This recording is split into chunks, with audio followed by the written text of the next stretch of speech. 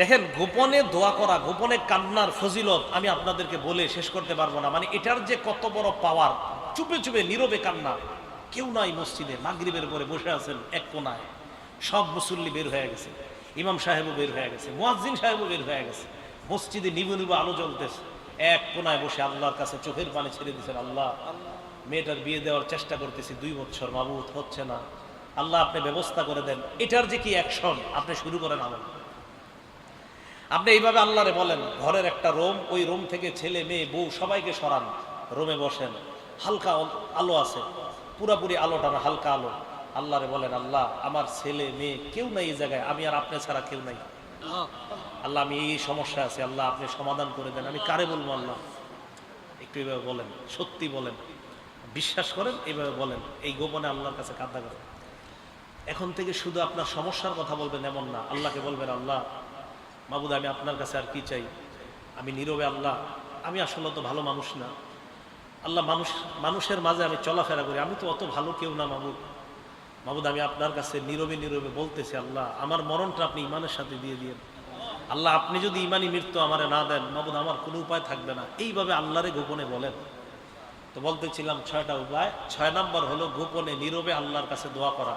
তো শুধু ইমানের জন্য দোয়া করা এমন না, এই ক্ষেত্রে আপনাদেরকে অনেক কিছু বলে ফেললাম যে 6 নম্বর ইমানের জন্য দোয়া শুধু করবেন এমন না, অন্য যত দোয়া আছে চুপে চুপে নীরবে আল্লাহরে কয়েকদিন বলেন না, দেখেন অ্যাকশন হয় কিনা, ইনশাল্লাহ হবে। আর চোখের পানি যে কি পরিমাণ আপনার আসবে আপনি নিজেও কল্পনা করতে পারবেন না। এমনি আসবে না দেখবেন অন্যদের সামনে, কিন্তু ওই সময়টা দেখবেন চোখের পানি আপনার মিছিল দিয়ে আসতে থাকবে। করেন, চুপে চুপে করেন। ইমানি জীবন ইমানি মরণের যেন 6টা উপায়, এগুলো 1 নাম্বার কোরআন সুন্নাহ আঁকড়ে ধরা। 2 নাম্বার নেক আমল ধারাবাহিকভাবে করা, যদিও কম হয়। সুবহানাল্লাহ ডেলি 33 বার পড়েন, একদিনও ছাড়েন না, এটা ডেলি করবেন। হ্যাঁ, একদিনও ছাড়বেন না, ডেলি করা। এ ব্যাপারে আমরা একটা দৃষ্টান্ত দেখি। সহিহ বুখারী হাদিস নাম্বার 5861 নম্বর হাদিস। ক্বালা রাসূলুল্লাহ সাল্লাল্লাহু আলাইহি ওয়াসাল্লাম, আল্লাহ নবী বলেন, ইন্না আহাব্বাল আমালি ইলাল্লাহ মা দামা ওয়া ইন কাল্লা। শোনো তোমরা, আল্লাহর কাছে সবচাইতে পছন্দনীয় আমল হলো ওই আমল যে আমলটা ধারাবাহিকভাবে করা হয়, যদিও আমলটা কম হয়। আমল যদিও কম কিন্তু ধারাবাহিক করে।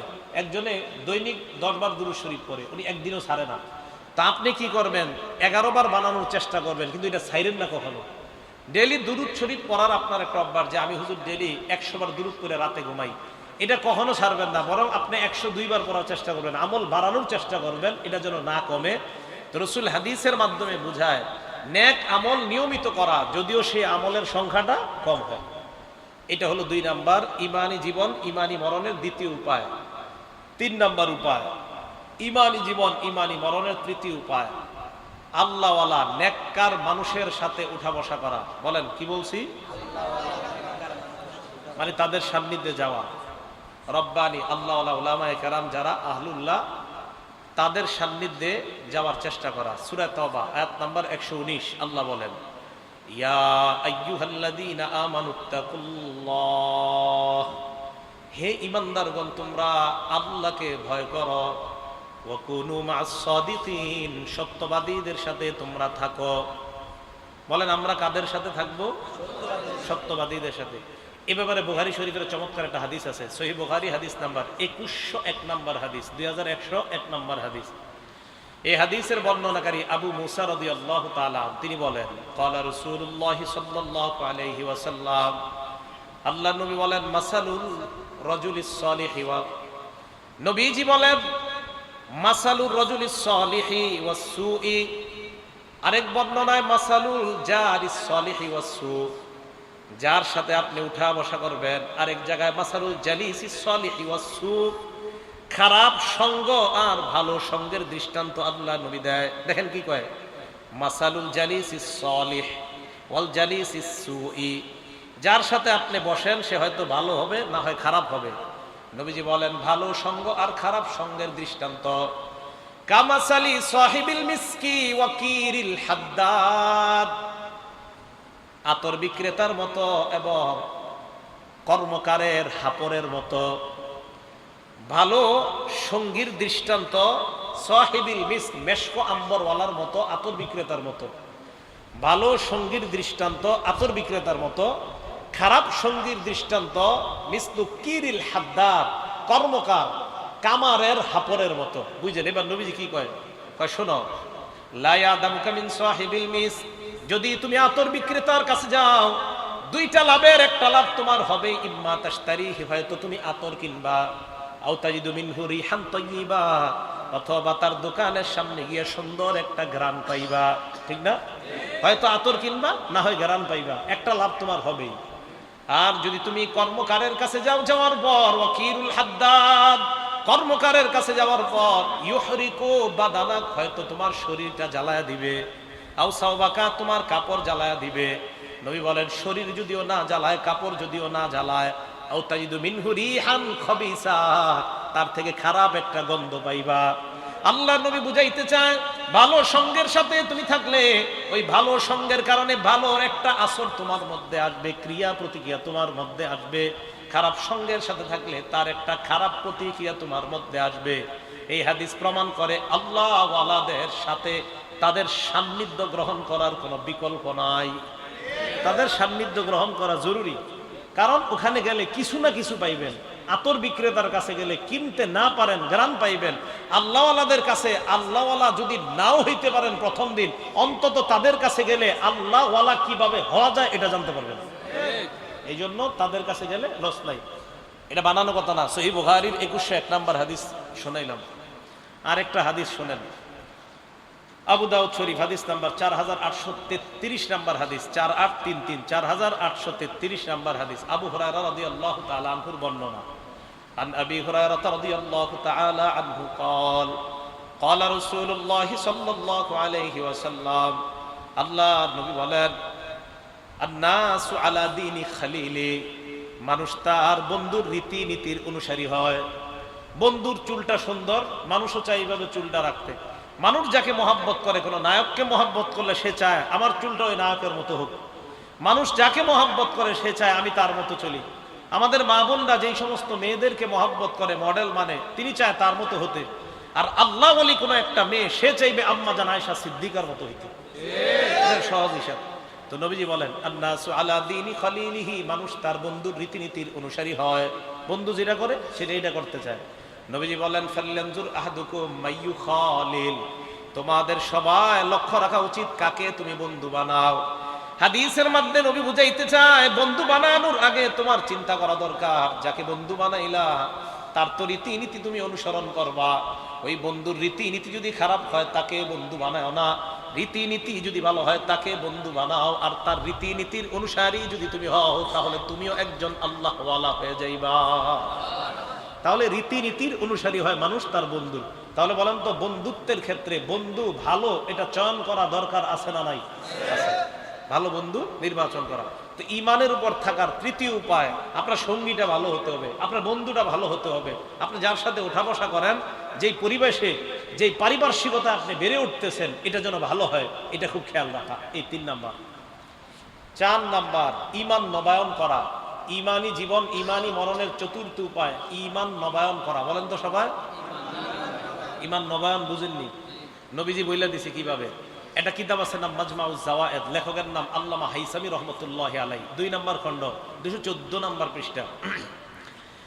এখানে হাদিসের মধ্যে আনছে আন আবি হুরায়রা রাদিয়াল্লাহু তাআলা আনহু قال قال رسول الله صلى الله عليه وسلم, আবু হুরায়রা রাদিয়াল্লাহু তাআলা আনহুর বর্ণনা। আল্লাহ নবী বলেন, জাদ্দিদু ঈমানাকুম, তোমরা তোমাদের ঈমান নবায়ন করো। সাহাবারা প্রশ্ন করলেন, কাইফা নুজাদ্দিদু ঈমানানা ইয়া রাসূলুল্লাহ, ঈমান আবার নবায়ন করব কিভাবে? আল্লাহ নবী বললেন, আকসিরু কওলা লা ইলাহা ইল্লাল্লাহ, বেশি বেশি লা ইলাহা ইল্লাল্লাহর আলোচনা করো, তাহলে তোমাদের ঈমান আল্লাহ তাজা বানায়া দিবেন। ঈমান নবায়ন করো। তো ঈমান নবায়ন করার এই হাদিস দ্বারা বোঝা যায় জিকিরের মজলিসে বসা। এই যে আজকে যেখানে আসছেন, এটা ঈমান নবায়নের মজলিস। কোরআন সুন্নাহর আলোচনা যেখানে হবে, তালিমের গাছ হয়, হালকায় জিকির হয়, এগুলা সব ঈমান তাজা করা, ঈমান নবায়ন করার মজলিস। তাহলে বলেন তো, ঈমানী জীবন, ঈমানী মরণের কয় উপায়? 1 নাম্বারটা মনে আছে? কোরআন সুন্নাহ গ্রহণ করা। 2 নাম্বার আমলে সলে নিয়মিত করা যদিও কম হয়। 3 নাম্বার নেককার লোকের সান্নিধ্য গ্রহণ করা। 4 নাম্বার ঈমান নবায়ন করা। মাশাআল্লাহ, আপনি কইেন না, অন্য করে কইতে দিন। আপনি তো ওই যারা পারে না এগুলো কইতে দিবেন, আপনারা কইবেন। সাধারণ যারা আছেন আলেমরা চুপ থাকেন, আপনারা তো পারবেন। অন্য যেগুলা সেগুলা বলা দরকার। এই পিছনের তো একটু পরে আবার জিজ্ঞাসা করবো, আপনারা বলবেন। হ্যাঁ, ওলামা কেরাম তো পারি, আপনারা তো পারেন না, আপনারা শিখতে হবে।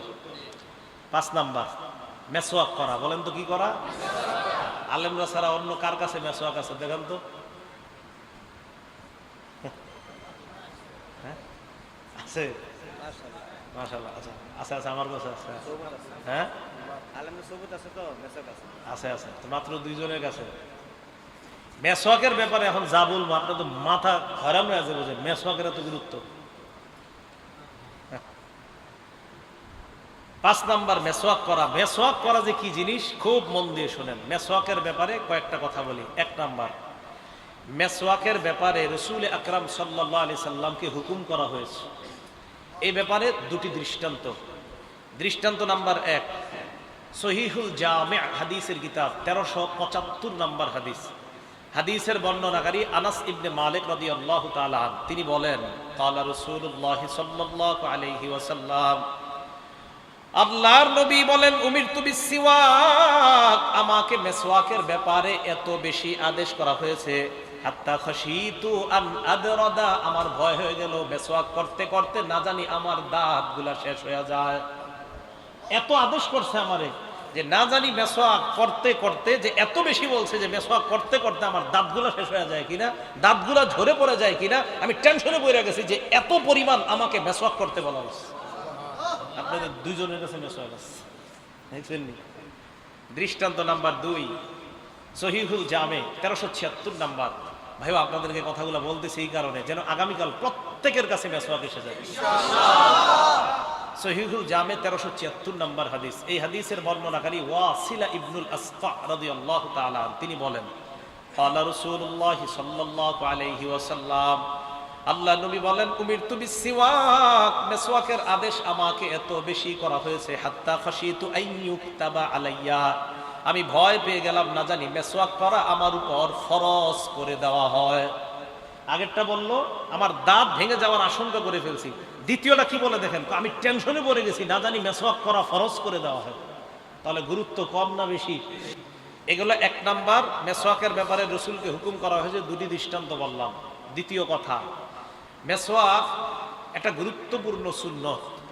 সহিহ বুখারী হাদিস নাম্বার 887 নাম্বার হাদিস। আবু হুরায়রা রাদিয়াল্লাহু তাআলা আনহুর বর্ণনা, দেখেন কি বলে।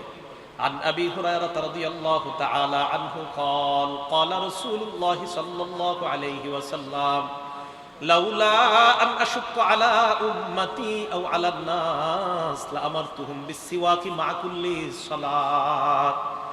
নবীজি বলেন, আমি যদি আমার উম্মতের উপর অথবা মানুষের জন্য কষ্টকর মনে না করতাম, তাহলে আমি আমার উম্মতকে প্রত্যেক উক্ত নামাজের আগে মেসওয়াক করা অবধারিত করে দিতাম। আমার উম্মতের কষ্ট হয়ে যাবে, এই জন্য আমি অবধারিত করি নাই। কিন্তু আমার মনের ইচ্ছা, আমি যদি আমার উম্মতের জন্য, খালি উম্মতের কষ্ট হবে, এই কষ্ট যদি না হইতো তো উম্মতের উপর আমি আবশ্যক করতাম যে প্রত্যেক 5 ওয়াক্ত নামাজের আগে মেসওয়াক করো। তাহলে এই হাদিস দিয়ে নবী বুঝাইতেছে গুরুত্বটা, যে দেখো আমার তো মনের ইচ্ছা, তোমরা প্রত্যেক 5 ওয়াক্ত নামাজের আগে মেসওয়াক করো।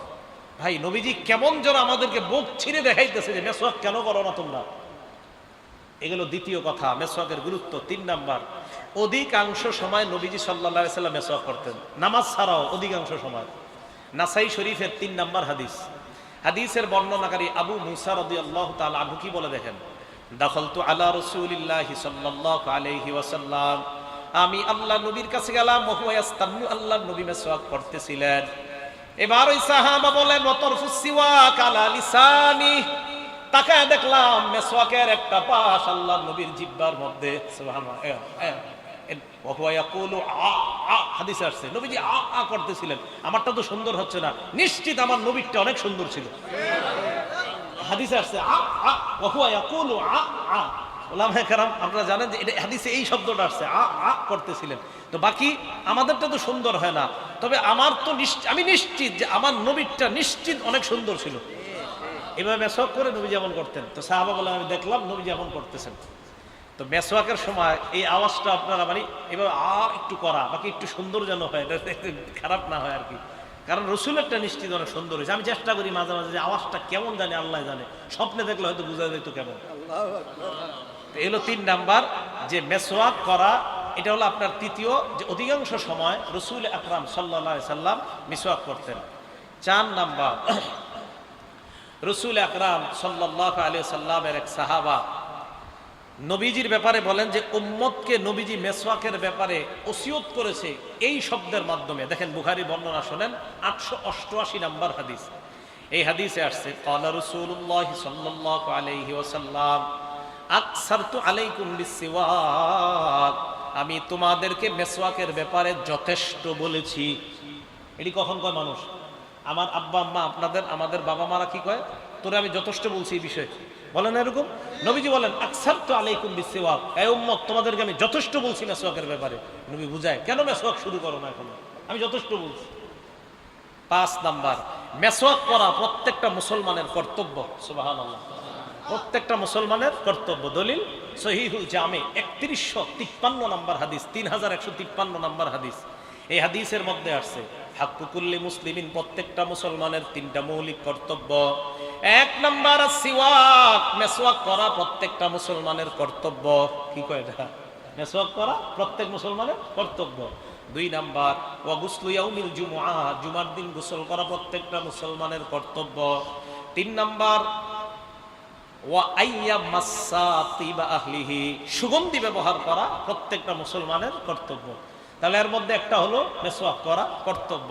এলো 5 নাম্বার আলোচনা মেসওয়াকের ব্যাপারে। 6 নাম্বার আলোচনা, মেসওয়াক করা এটা একটা স্বভাবগত বিষয়। বলেন তো কি বিষয়? তা আজকে যে আপনারা 2 জন করছেন, কই স্বভাবগত বিষয়? স্বভাবগত বিষয় হলে কি 2 জন করেন মাত্র, তো সবাই করতেন। মেসওয়াক করা কি বিষয়? স্বভাবগত। নাসাই শরীফের 5040 নাম্বার হাদিস, 5040, 5040। এই হাদিসের বর্ণনাকারী আম্মাজান আয়েশা সিদ্দিকা রাদিয়াল্লাহু তাআলা আনহা। আম্মাজান আয়েশা সিদ্দিকা রাদিয়াল্লাহু তাআলা আনহা কি বলে দেখেন, বিসমিল্লাহ। আম্মাজান আয়েশা সিদ্দিকা রাদিয়াল্লাহু তাআলা আনহা বলেন, আল্লাহুম্মা লাকাল হামদু ওয়া লাকাশ শুকরু। আম্মাজান আয়েশা সিদ্দিকা বলেন ক্বালা রাসূলুল্লাহ সাল্লাল্লাহু আলাইহি ওয়াসাল্লাম আশারুম মিনাল ফিতরা, 10টা বিষয় মানুষের স্বভাবগত। বলেন কয়টা বিষয় স্বভাবগত? 1 নাম্বার কসু শারিব, মুস কাটা, এটা স্বভাবগত। মুস বড় রাখাটা এটা স্বভাবগত বিষয় না, বরং মুস ছোট রাখা স্বভাবগত বিষয়। 2 নাম্বার কসুল আসফার, চোখ ছোট করা, চোখ নখ কাটা, নখ কাটা। কসুল আসফার, নখ কাটা, এটা স্বভাবগত বিষয়। নখ বড় রাখাটা এটা ফ্যাশন না, বরং নখ ছোট রাখাটা এটা স্বভাবগত বিষয়। নখ ছোট রাখাটা স্বভাবগত বিষয়। 3 নাম্বার ওয়া গসলুল বারাজিম, অঙ্গ প্রত্যঙ্গ ধৌত করা। 4 নাম্বার ওয়া ইফাউল লিহিয়া, দাড়ি লম্বা করা স্বভাবগত বিষয়। দাড়ি কাটা স্বভাবগত বিষয় না। কি করা? আওয়াজ কমে গেছে দেখছেন নি? দাড়ি লম্বা করা কি বিষয়? আওয়াজ এত কম হইল কা?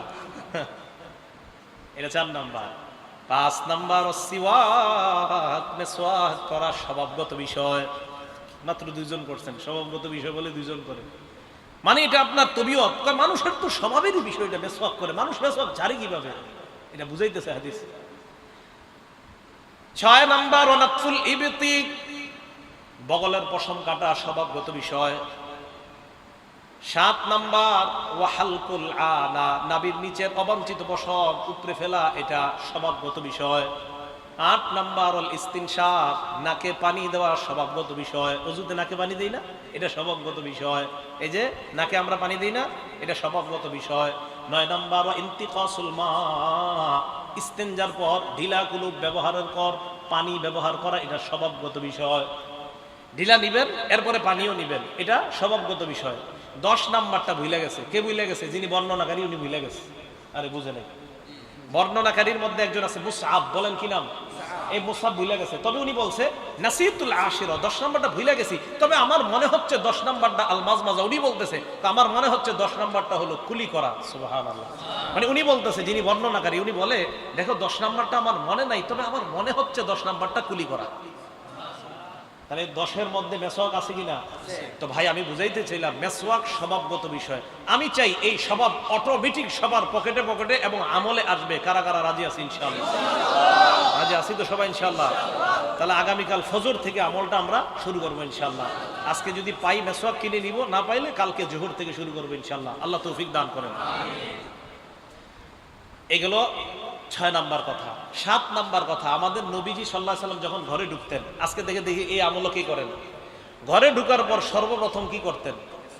হ্যাঁ, ঘরে ঢুকতেন নবীজি। নাসাই শরীফের 8 নাম্বার হাদিস, দেখেন কি সুন্দর হাদিস। এই হাদিসের মধ্যে আসছে, নাসাই শরীফের 8 নাম্বার হাদিসে আসছে, আম্মাজান আয়েশা সিদ্দিকাকে একজন প্রশ্ন করলেন। আম্মাজান আয়েশা সিদ্দিকাকে প্রশ্ন করলেন, বিমাযা ইয়াবদাউন নবী সাল্লাল্লাহু আলাইহি ওয়াসাল্লাম ইযা দাখালাল বাইত, অথবা বিআইয়ি শাইইন ইয়াবদাউন নবী সাল্লাল্লাহু আলাইহি ওয়াসাল্লাম ইযা দাখালাল বাইত।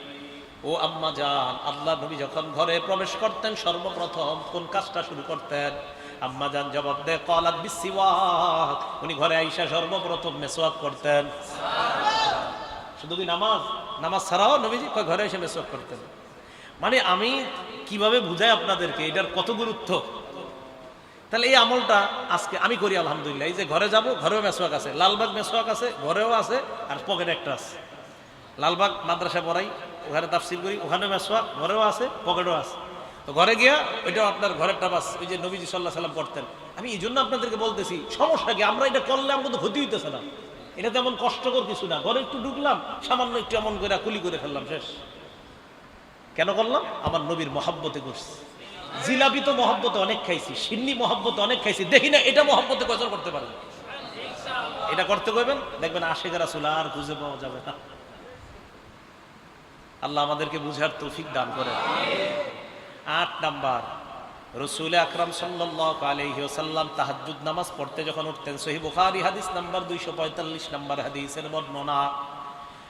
হুযায়ফা রাদিয়াল্লাহু তাআলা আনহু বলেন, কানা রাসূলুল্লাহ সাল্লাল্লাহু আলাইহি ওয়াসাল্লাম ইযা কামা মিনাল লাইল ইয়াশুসু ফাহু বিসওয়াক। আল্লাহর নবী যখন রাতের বেলা তাহাজ্জুদ পড়তে উঠতেন, তখন মেসওয়াকের মাধ্যমে মুখের পবিত্রতা আরো বাড়িয়ে নিতেন। আমি কি অনুবাদ করছি? মুখের পবিত্রতা বাড়িয়ে নিতেন, বলি নাই মুখ পরিষ্কার করতেন। আমার নবীর মুখ তো এমনি পরিষ্কার, এই জন্য বললাম মুখের পবিত্রতা বাড়িয়ে নিতেন। আমাদের নবীর মুখ তো পরিচ্ছন্ন, পবিত্র, তো নবীজি পবিত্রতা আরো বাড়াইতেন, পরিচ্ছন্নতা আরো বাড়াইতেন। সুবহানাল্লাহ। এলো 8 নম্বর কথা। 9 নাম্বার, রাসূল আকরাম সাল্লাল্লাহু আলাইহি ওয়াসাল্লাম রাতে উঠা 2 রাকাত তাহাজ্জুদ নামাজ পড়তেন। তো তাহাজ্জুদ পড়া মনে করেন একটু কিছু করা তো দরকার। আব্দুল্লাহ ইবনে আব্বাস রাদিয়াল্লাহু তাআলা আনহুর বর্ণনা, তিনি বলেন, ইবনে মাজাহ 288 নাম্বার হাদিসের মধ্যে আছে, এটা 9 নাম্বার কথা। আব্দুল্লাহ ইবনে আব্বাস রাদিয়াল্লাহু তাআলা আনহুমা বলেন, আমি নবীজির রাতের নামাজ দেখছি। কানান নবী সাল্লাল্লাহু আলাইহি ওয়াসাল্লাম ইউসাল্লি মিনাল লাইলি রাকাতাইন। আল্লাহর নবী রাতের বেলা 2 রাকাত নামাজ পড়তেন। নামাজ পড়ার পর সুম্মায়ান শরীফ ফায়াস্তাক, আল্লাহর নবী একটু সেদিক যাইতেন, যাওয়ার পর মেসওয়াক করে আবার আসতেন। নামাজ পড়তেন, একটু মেসওয়াক, একটা মেসওয়াক দাঁত করে আবার আসতেন। মানে টেনশনের বিষয়, ভাবনার বিষয় যে এটার মধ্যে কি আছে, অবশ্যই কিছু আছে, তাই আমার নবী গুরুত্ব দিতেন। ভাই করবো তো ইনশাল্লাহ? না মনে করবেন না? আর সবাই করবেন তো? আপনারা যদি করেন খুব খুশি হব। করবেন তো ইনশাল্লাহ? আল্লাহ খুশি হবে। আল্লাহ আমাদের সকলকে আমল করার তৌফিক দান করেন। 10 নাম্বার, রাসূল আকরাম সাল্লাল্লাহু আলাইহি ওয়াসাল্লাম মেসওয়াক করা শুধু আমাদেরকে এইভাবে রাতের বেলা মেসওয়াক করতেন এমন না। আল্লাহ রাসূল সাল্লাল্লাহু আলাইহি সাল্লাম আমাদেরকে বলেন, শোনো তোমরা যখন নামাজে দাঁড়াও মেসওয়াক করে দাঁড়াইবা। নবীজি সাল্লাল্লাহু আলাইহি সাল্লাম বলে, কেন জানো? একটা কিতাব আছে আল জামিউস সগীর, এই কিতাবের 775 নাম্বার হাদিস। রাসূল আকরাম সাল্লাল্লাহু আলাইহি সাল্লাম বলেন, ইদা কামা আহাদুকুম, তোমাদের কেউ যখন নামাজে দাঁড়াও, ওয়াদআ মালাকুন ফাহু আলা ফিহি, আল্লাহু আকবার, একজন ফেরেশতা তার মুখকে তোমার মুখের সাথে লাগায়। কেন লাগায় জানো? ইদা ক্বারা আহাদুকুম ফি সালাতিহি, তোমাদের কেউ যখন নামাজের মধ্যে কোরআন তেলাওয়াত করো, মুখ দিয়ে যখন কোরআন পড়ো, ওই কোরআন পড়ার সময় একজন ফেরেশতা তার মুখটা তোমার মুখের সাথে লাগায় দেয়। আল্লাহর নবী বলেন, শোনো, লা ইয়াখরুজু মিন ফিহি শাইউন ইল্লা দাখালা ফামাল মালাক, তোমার মুখ থেকে যা বের হবে সব ফেরেশতার মুখে ঢুকবে। অতএব তোমার মুখ থেকে যেন দুর্গন্ধ বের না হয়, মেসওয়াকের পবিত্রতা যেন তোমার মুখ থেকে বের হয়ে ফেরেশতার মুখের মধ্যে ঢুকে যায়। এবার 11 নাম্বার বলেন, আমরা কোরআন পড়ি কি দিয়ে? মুখ দিয়ে। বলেন কি দিয়ে পড়ি? আউযু বিল্লাহি মিনাশ শাইতানির রাজীম, বিসমিল্লাহির রহমানির রহিম, আলহামদুলিল্লাহি রাব্বিল আলামিন। কি দিয়ে বললাম? কোরআন। ইবনে মাজাহ হাদিস নাম্বার 291 নাম্বার হাদিস। عن علي بن ابي طالب رضي الله تعالى عنه قال, আলী ইবনে আবি তালেব বলেন, ইন্না আফওয়াহাকুম তুরুকুন লিল কুরআন, তোমাদের এই মুখটা হলো কোরআনের রাস্তা। সুবহানাল্লাহ। তোমাদের এই মুখ হলো কিসের রাস্তা?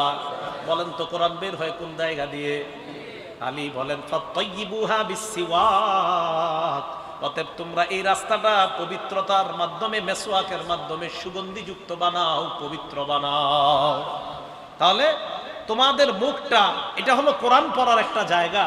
তো তোমাদের মুখ যেহেতু কোরআন পড়ার জায়গা, এই কোরআন পড়ার জায়গাটাকে মেসওয়াকের মাধ্যমে পবিত্র রাখো, যেন তুমি কোরআন পড়লে তোমার কোরআন পড়াটা বড় চমৎকার হয়। আর আরেক হাদিস থেকে তো বললাম, ফেরেশতার মুখে আমার কোরআন পড়া ঢুকে যায়, নবী বলেন যা বের হয় তাই ফেরেশতার পেটে চলে যায়। ভাই, মেসওয়াক করবো তো ইনশাল্লাহ। আল্লাহ আমল করার তৌফিক দান করেন, আল্লাহ সকলকে আমল করার তৌফিক দান করেন। এবার যেই গুরুত্বটা বলবো, এই গুরুত্ব শোনার পর যদি কেউ আমল না করেন তো আমার কিছু করার নাই।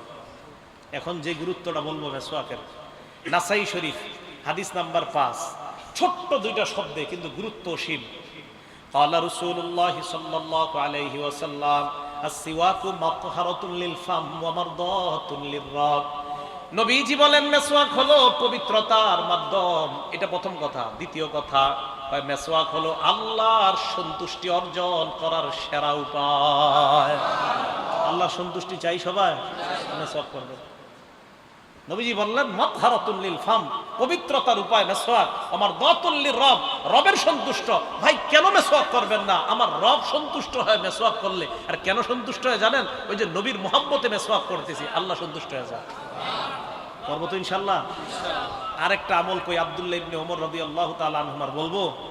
আব্দুল্লাহ ইবনে ওমরকে ওই সাহাবা বলা হয় যাকে, যে উনি নবীজি সাল্লাল্লাহু আলাইহি সাল্লামকে যেইভাবে যা করতে দেখছে উনি সব করতেন। আব্দুল্লাহ ইবনে ওমর, আল জামিউস সগীর 6901, 6901 নাম্বার হাদিস। এই আব্দুল্লাহ ইবনে ওমর, কানা লা ইয়ানামু ইল্লা ওয়াসসিওয়াকু ইনদা রাসিহি, আব্দুল্লাহ ইবনে ওমর যখনই ঘুমাইতেন মেসওয়াক বালিশের কাছে রাখতেন, এই মেসওয়াক মাথার কাছে রাখতেন। কই কেন? কাফাইদাস্তাই কজা, জাগ্রত হলেই ইস্তাকা, সাথে সাথে মেসওয়াক করতেন, মাথার কাছে রাখতেন। তো আপনারা যদি কেউ চান এই আমল কিন্তু আপনারা করতে পারেন। করবো তো ইনশাল্লাহ। এগুলো 5 নাম্বার কথা। কয় নাম্বার কথা বলেন তো?